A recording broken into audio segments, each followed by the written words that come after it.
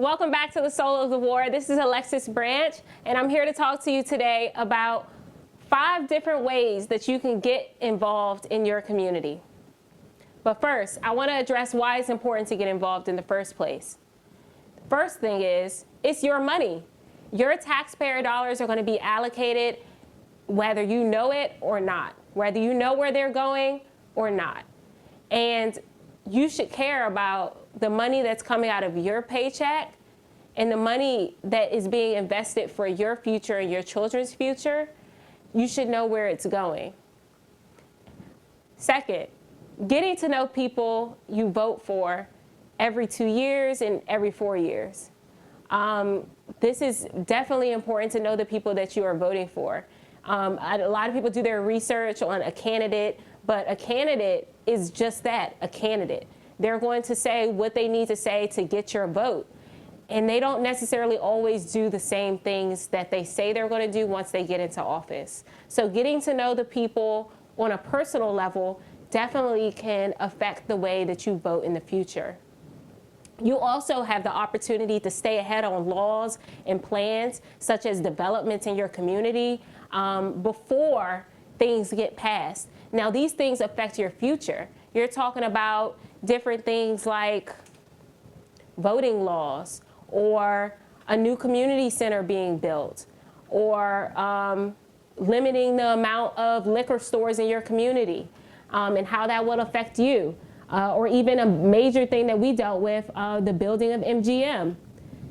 Major projects are discussed before they actually get put into action. And sometimes these things get voted on by the people and sometimes they don't. So it's important to get involved in your community's politics so that you're able to have a say in what goes on in your backyard. Now let's get to the fun stuff, the top 5 things on how to get involved in your community. Number 1, show up to everything.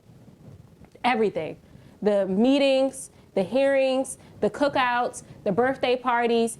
These will give you an opportunity to voice your opinion. A lot of times these meetings have open hearings, so you're able to sign up and speak on different things that are being discussed in the meeting, or even just get something off your mind or off your chest.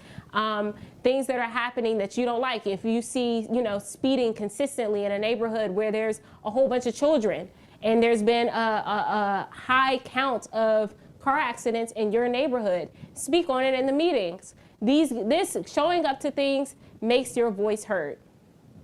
Number 2, get involved in organizations. There's a number of organizations here in Prince George's County, specifically, such as PG Changemakers, Make Smart Cool.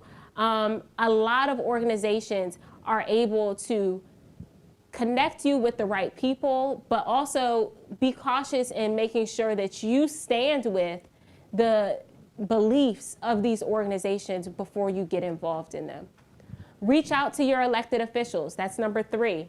So reaching out to your elected officials, you'll be so surprised to hear that when I was on the campaign trail, so many people did not know that they could actually talk to elected officials. You can literally pick up the phone and have a conversation with them, or set up a meeting, write a letter, write petitions. I think that that's the number 1 thing that comes to mind when it comes to getting involved in your community, signing your name on a petition, because it's one of the easiest things you can do right now in an era of technology. But reach out to those elected officials, and they should take a meeting with you. Hold them accountable. And if they choose not to take meetings with you, they claim that they're too busy to take meetings with their constituents, then you keep that in mind next time you go to vote for them. And of course, I was actually hesitant about putting this one in here because I feel like we're consistently throwing this at you. Go vote. That's number 4.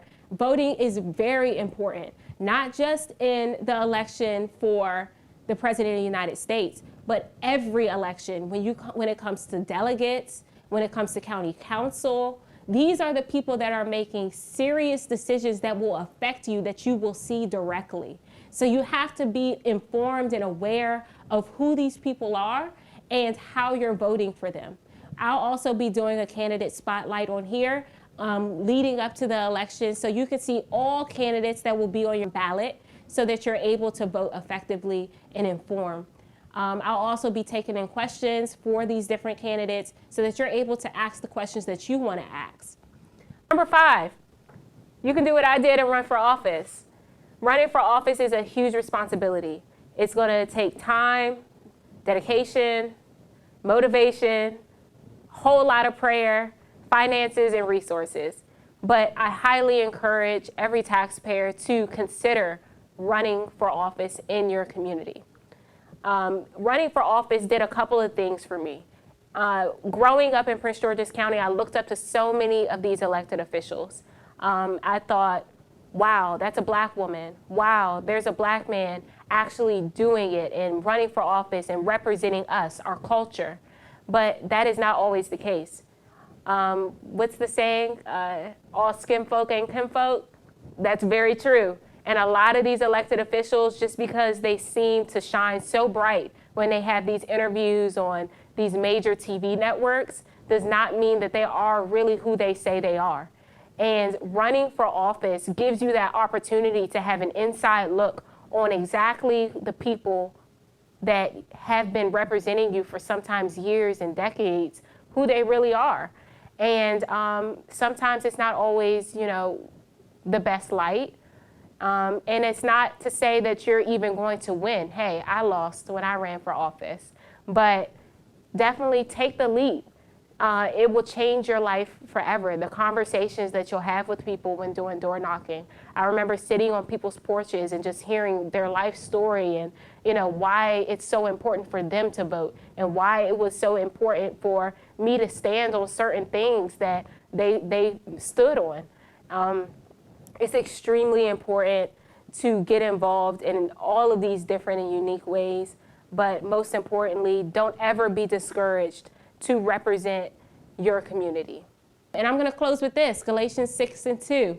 Carry each other's burdens, and in this way, you will fulfill the law of Christ. And the reason I chose that verse is because it's not just about you when it comes to getting involved in your community.